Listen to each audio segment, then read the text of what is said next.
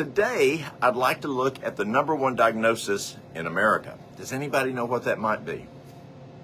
The number one diagnosis in America is stress. Stress is huge. I remember a number of years ago, I was speaking to a group of physicians, and I asked them, what is the number one diagnosis in America? And the answers were cardiac and heart attacks and things like that. And I asked them, how many of y'all have cardiac issues? Oh, a couple of them raised their hands. I said, how many of y'all have stress? And 100% of this group of physicians raised their hand. And so most of us have stress. And that's just a byproduct of the war that's going on between good and evil. And it's something that we just have to deal with at this current time. So the question is, what is stress? Well, let's look at stress.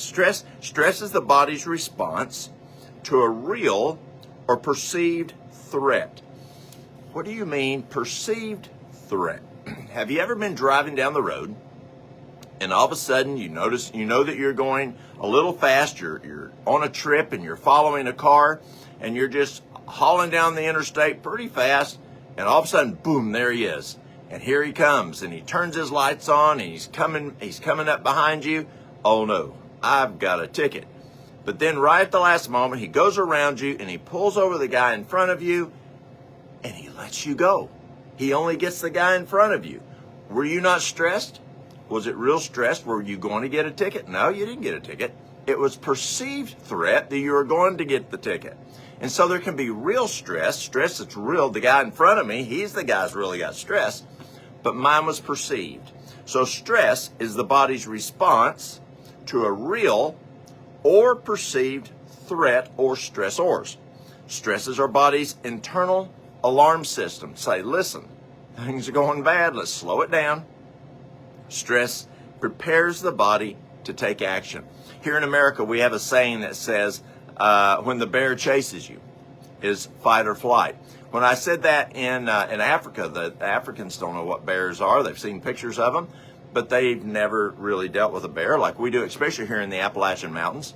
And so I said, well, maybe it is when a lion is chasing you. And I called it fight or flight.